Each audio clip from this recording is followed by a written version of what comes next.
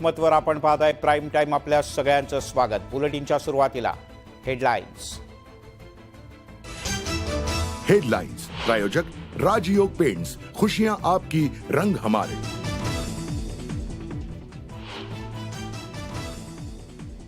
युतीमधले सर्व पक्षांचे उमेदवार निवडून आणण्याची जबाबदारी आपल्यावर. मुंबईतल्या भाजपच्या लोकसभा आणि विधानसभा विस्तारकांच्या बैठकीत फडणवीस यांचा आदेश.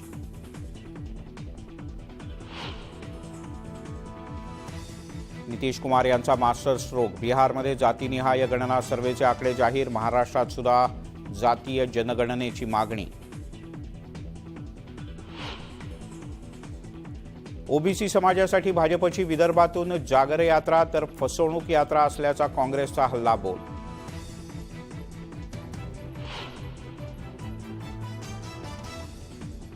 निवडणूक आयोगाचा पेपर फुटला का? 6 ऑक्टोबरच्या सुनावणीआधी सुप्रिया सुळे यांची अजित पवार यांच्यावर टीका. धनंजय मुंडेंचा पलटवार.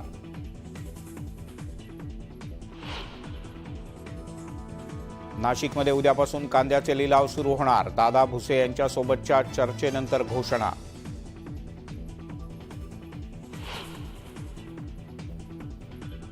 दिल्लीहून आर्मी बोलवा किंवा चिरडून टाका. शिवाजी पार्कवर आमचा दसरा मेळावा होणार. खासदार संजय राऊत यांचं मुख्यमंत्र्यांना चॅलेंज.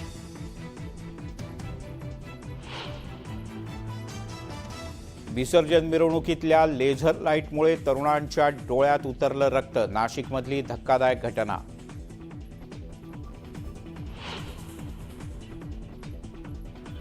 कोल्हापूरच्या आळते गावात डेंग्यूचं थैमान. 2 महिन्यात 2000 पेक्षा अधिक नागरिकांना लागण.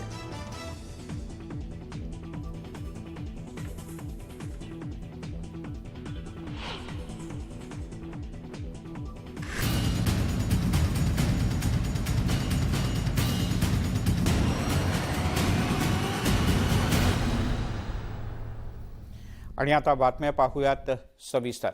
आगामी लोकसभा आणि विधानसभा निवडणुकीच्या पार्श्वभूमीवर भाजपनं बैठकांचा धडाका लावलाय. भाजपकडून निवडणूक जिंकण्यासाठी ग्राम पातळीवर मायक्रो प्लॅनिंग सुरू आहे. दादर इथे पक्ष कार्यालयात भाजप लोकसभा आणि विधानसभा विस्तारकांची एक महत्त्वाची बैठक आयोजित करण्यात आली होती.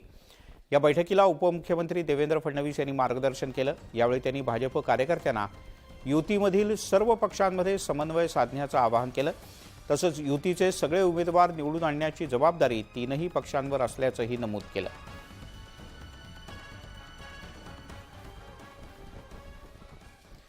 या भाषणात कोणते कोणते मुद्दे मांडले त्यांनी?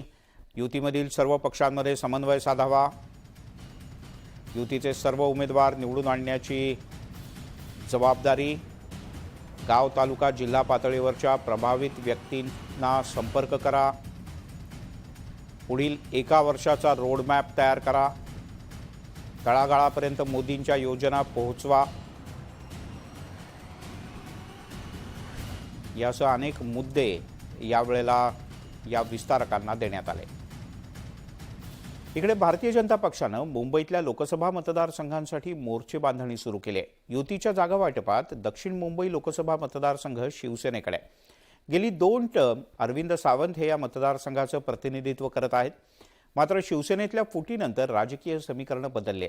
त्यामुळे या मतदारसंघात राजकीय चुरस पाहायला मिळणार आहे.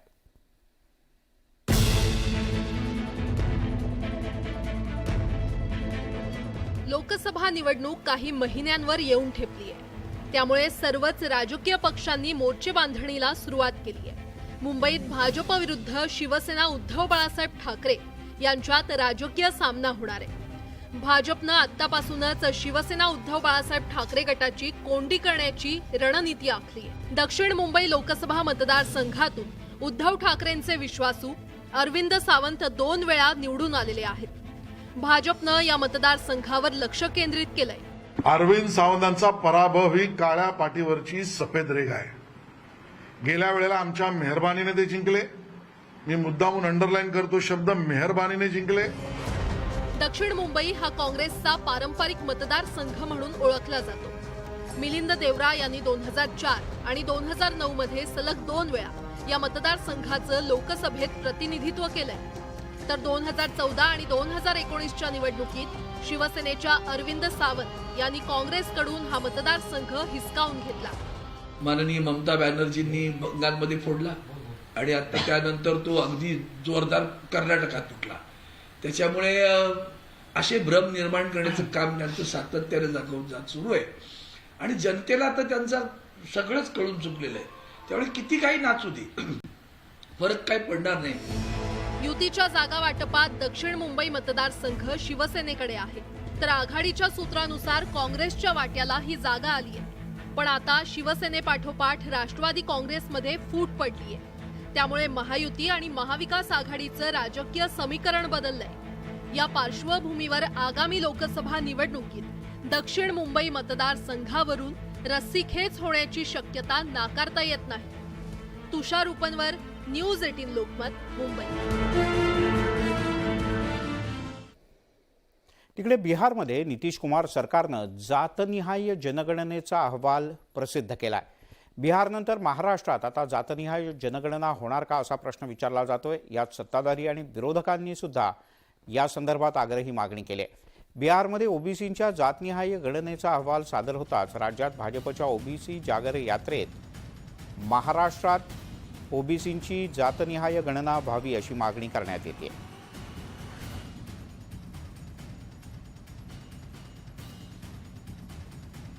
जनसंख्या आणि सर्व समाजाची जनसंख्या ही डेटा राज्य सरकारने तयार केला पाहिजे. याकरता राज्य सरकारला आम्ही सर्व पुन्हा एकदा विनंती करू. मला वाटतं राज्य सरकार सकारात्मक येईल आणि शेवटी या डेट्यातनं खऱ्या अर्थाने त्या समाजाला जे काही आरक्षण द्यायचं आहे किंवा त्या समाजाला जे काही आर्थिक पाठबळ द्यायचा आहे किंवा समाजाला ज्या काही योजना द्यायच्या आहेत, मला वाटतं याच्यामध्ये हा जो डेटा आल्यानंतर फायदा होईल. बिहारच्या धर्तीवर तातडीनं राज्य सरकारने निर्णय घ्यावा, कारण जातनिहाय जनगणना झाल्याशिवाय आज प्रत्येक समाज जे आरक्षणासाठी लढतो आहे, मागणी करतो आहे, त्यावर एकमेव उपाय जातनिहाय जनगणना होणं हाच त्यावरचा उपाय आहे. आणि सरकार त्या संदर्भात निर्णय घेईल का, केंद्र सरकार आणि राज्य सरकार, हा आमचा प्रश्न आहे. ओबीसींच्या संदर्भात बिहार सरकारचे काही आकडे आता बाहेर येत आहेत. त्यांनी अजून सगळा रिपोर्ट जाहीर केलेला नाहीये. तो रिपोर्ट त्या ठिकाणी आम्ही पाहणार आहोत. त्याचा परिणाम काय तो आम्ही बघणार आहोत. विशेषतः त्याची ऑथेंटिसिटी किती आहे, त्याचा करेक्टनेस किती आहे, या सगळ्या गोष्टी आम्ही त्या ठिकाणी बघणार आहोत. आम्ही त्या दिवशी देखील सांगितलं आहे की ओबीसीच्या सर्वेक्षणाच्या संदर्भात राज्य सरकार सकारात्मक आहे, कुठेही निगेटिव्ह नाहीये. बिहारमध्ये नितीश कुमार सरकारनं जातनिहाय जनगणनेचा अहवाल जारी केला. यावर राष्ट्रवादी काँग्रेसचे अध्यक्ष शरद पवार यांनी सुद्धा भाष्य केलंय. आमचं स्पष्ट मागणं आहे की जातनिहाय जनगणना एकदा करा. जातीवर लोक कुठल्या जातीचे कोण एकदा लोकांना कळून द्या आणि ते चित्र कुठे ठेवल्याच्या नंतर जो सगळ्यात दुर्बळ आहे त्याच्यासाठी या देशाची राज्याची सत्ता आणि शक्ती वापरायची परिस्थिती करा. भाजपच्या ओबीसी जागर यात्रेला वर्ध्याच्या हिंगणघाटमधून सुरुवात झाली. भाजप प्रदेशाध्यक्ष चंद्रशेखर बावनकुळे, उपमुख्यमंत्री देवेंद्र फडणवीस यांच्या उपस्थितीत ही यात्रा सुरू झाली. काँग्रेसनं मात्र भाजपच्या या जागर यात्रेवर टीकेची झोड उठवली आहे. भाजप केवळ मतांसाठी ओबीसींचा वापर करत असल्याची टीका केली आहे. विजय वडेट्टीवार यांनी ही जागर नव्हे तर फसवणूक यात्रा असल्याचा टोला लगावलाय. ओबीसीची यात्रा नव्हे, ही ओबीसी जनजागरण यात्रा नव्हे किंवा ओबीसीच्या हक्कासाठी यात्रा नव्हे, तर ही ओबीसीचा निवडणुकीसाठी वापर करायसाठी फसवणूक यात्रा आहे. ही ओबीसीची फसवणूक यात्रा आहे. त्यांना हे कळलंच नाही आहे. वडेट्टीवारला जर हे कळलं असतं की यात्रा कशा करता आहे तर मग त्यांनी टीका केली नसती. त्यामुळे या यात्रेचं राजकारण आता होत आहे. आम्ही राजकारणाकरता यात्रा काढली नाही, आम्ही ओबीसी समाजाला जागृत करून त्यांना योजना मिळण्याकरता यात्रा काढली.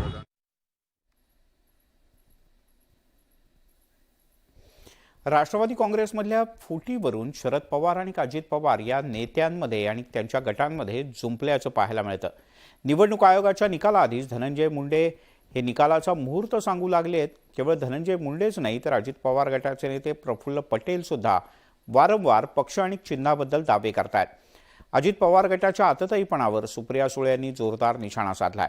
शिवसेना ठाकरे गटानं सुद्धा अजित पवार गट आणि निवडणूक आयोगावर टीकास्त्र सोडलंय.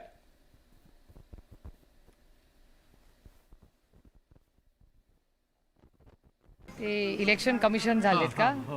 म्हणजे इलेक्शन कमिशनचे अध्यक्ष आहेत का ते आता? किंवा त्यांना काही वेगळी बातमी दिल्लीच्या अदृश्य हाताने दिलेली आहे का? याचा अर्थ मग आमच्यासारख्या लोकांना न्याय मिळणार का नाही? जर माननीय प्रफुल्ल पटेल, माननीय धनंजय मुंडे हे तारीखा देत असतील इलेक्शन कमिशनचा, याच्या आधी पेपर फुटलाय.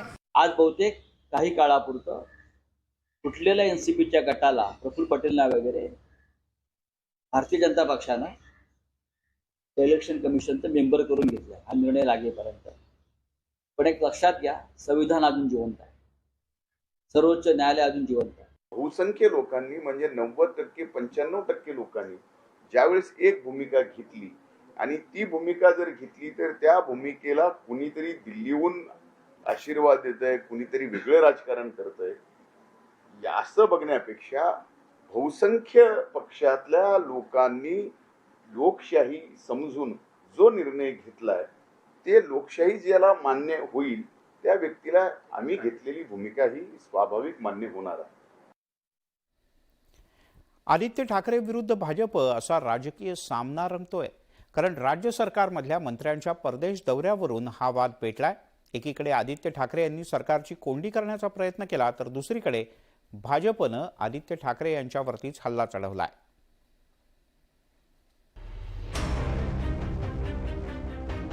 शिंदे सरकारमधील मंत्र्यांच्या संभाव्य परदेश दौऱ्यावरून आदित्य ठाकरेंनी टीकेची झोड उठवली आहे. तर सत्ताधाऱ्यांकडूनही आदित्य ठाकरेंना टार्गेट करण्यात आलंय.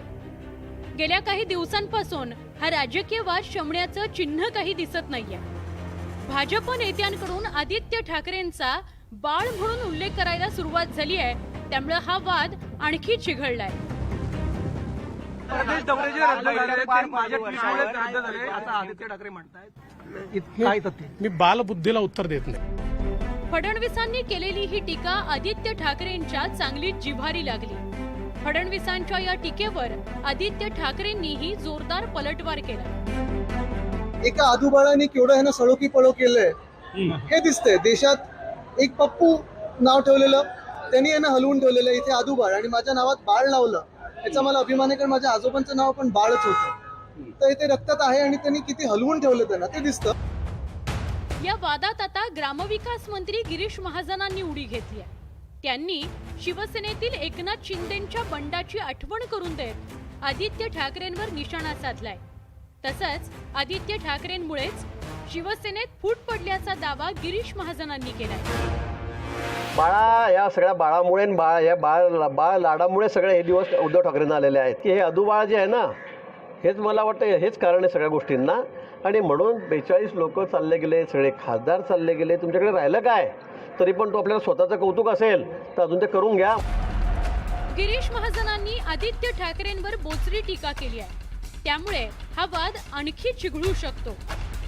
शिवसेनेची तोफ म्हणून सध्या आदित्य ठाकरे या सरकारच्या नाकर्तेपणा व भ्रष्टाचाराची लक्तरे जनतेच्या वेशीवर टांगत असल्यामुळेच गिरीश महाजन व संजय शिरसाट यांची मानसिक स्थिती बिघडलेली आहे. शिंदे सरकारमधील मंत्र्यांच्या विदेश दौऱ्यांवरून मंत्री आणि नेत्यांकडून आरोप प्रत्यारोपाचा सिलसिला सुरू झालाय. त्यामुळे राज्यातील राजकारण ढवळून निघालंय. Bureau report, news 18 Lokmat. इकडे मुंबईकर नागरिकांचं आरोग्य चांगलं राहावं यासाठी ऊन वारा पावसात राबणाऱ्या सफाई कर्मचाऱ्यांच्या वसाहतीला भेट देत मुख्यमंत्री एकनाथ शिंदे यांनी महात्मा गांधी यांच्या जयंतीच्या दिवशी त्यांना आगळी श्रद्धांजली अर्पण केली. मुख्यमंत्र्यांनी आस्थेवाईकपणे सफाई कामगार आणि त्यांच्या कुटुंबियांची विचारपूस केल्यामुळे या बांधवांनी सुद्धा मुख्यमंत्र्यांना धन्यवाद दिले. काही ठिकाणी खाली फ्लोरिंग तुटलेलं आहे, बाथरूम टॉयलेट तुटलेल्या अवस्थेत आहे, काही ठिकाणी ड्रेनेजची परिस्थिती आहे, पिण्याच्या पाण्याची व्यवस्था असेल, त्याचबरोबर काही इमारत जी आहे ते इमारतीमध्ये छप्पर असेल त्याचं काम असेल, प्लॅस्टरचं काम असेल, हे सगळी कामं जी आहेत ही आयुक्तांनी सांगितले उद्या त्यांची टीम या ठिकाणी येईल. ही सगळी कामं पूर्णपणे त्याची नोंद केली जाईल.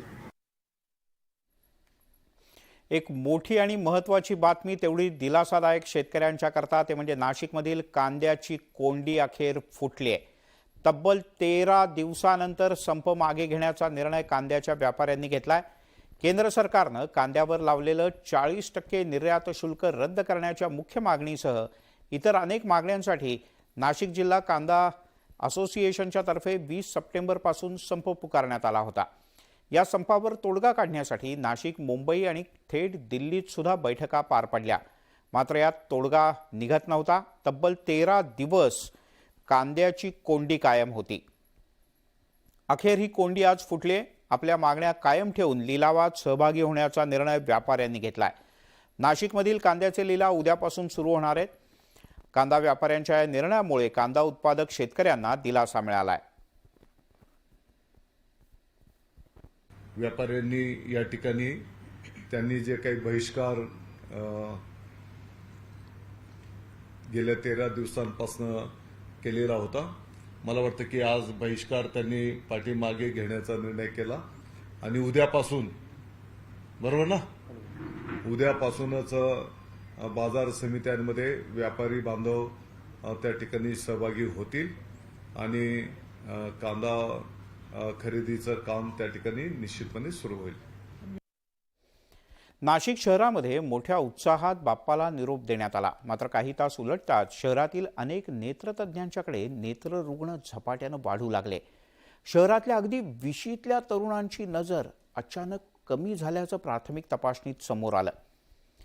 विसर्जन मिरवणुकीतल्या लेझर लाईटमुळे तरुणांच्या नेत्रपटलावर रक्त सुद्धा साचलंय आणि जखमाही झाल्यात. लेझर लाईटमुळे गमावली दृष्टी, डीजेच्या आवाजामुळे आलं बहिरेपण, विसर्जन मिरवणुकीत भक्तांवर विघ्न. यंदा गणेश विसर्जन मिरवणुकीत नाशिकमध्ये डीजेचा दणदणाट आणि लेझर लाईटचा लखलखाट बघायला मिळाला. विसर्जनाच्या दिवशी डीजेच्या तालावर गणेश भक्त थिरकल्याचं आपण पाहिलं. पण धक्कादायक बाब म्हणजे त्यामुळे नाशिकमधील काहींना आपली दृष्टी गमवावी लागली आहे, तर काहींना कायमचं बहिरेपण आलंय. डीजे आणि लेझर लाईटचा दुष्परिणाम समोर आलाय. ज्यावेळेला आम्ही त्यांचा पूर्ण नेत्रपटल तपासणी केली, त्यामध्ये पडद्याच्या समोर किंवा पडद्याच्या खाली रक्तस्राव झालेला आम्हाला आढळला. काही ठिकाणी लेझरच्या रिलेटेड जे बर्न्स असतात त्याला लेझर बर्न्स म्हणतात, किंवा आम्ही काही ठिकाणी रक्तवाहिन्या बंद पडल्यामुळे इस्किमिया म्हणजे तिथला रक्तपुरवठा कमी झाला, अशा प्रकारचं चित्र आम्हाला त्यांच्या नेत्रपटल तपासणीमध्ये आढळलं. 3-4 दिवसानंतर ते लोकल डॉक्टरांकडे दाखवतात आणि त्यानंतर ते आमच्याकडे यायला, टिपिकली आमच्याकडे आवाजाचा कार्यक्रम झाला का त्याच्या 7-8 दिवसानंतर हे यायला सुरू करतात. त्यापर्यंत अर्थात उशीर झालेला असतं आणि जसं मी सांगितलं की त्याला उपचार नसतोच. गेल्या काही वर्षात गणेश उत्सवादरम्यान डीजे आणि लेझर लाईटचा मोठ्या प्रमाणात वापर वाढलाय.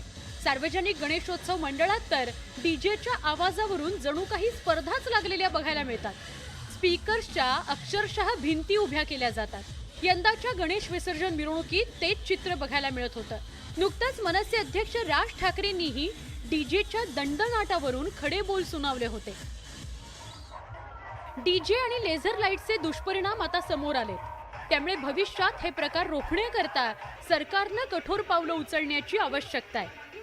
नाशिकहून व्हिडिओ जर्नलिस्ट हेमंत बागुलसह लक्ष्मण घाटोळ आणि ब्युरो रिपोर्ट, न्यूज 18 लोकमत. आता तर गणपती संपले, पण इथून पुढच्या उत्सवांच्या वेळेला थोडी काळजी घ्या. प्राईम टाईममध्ये इथेच थांबूयात.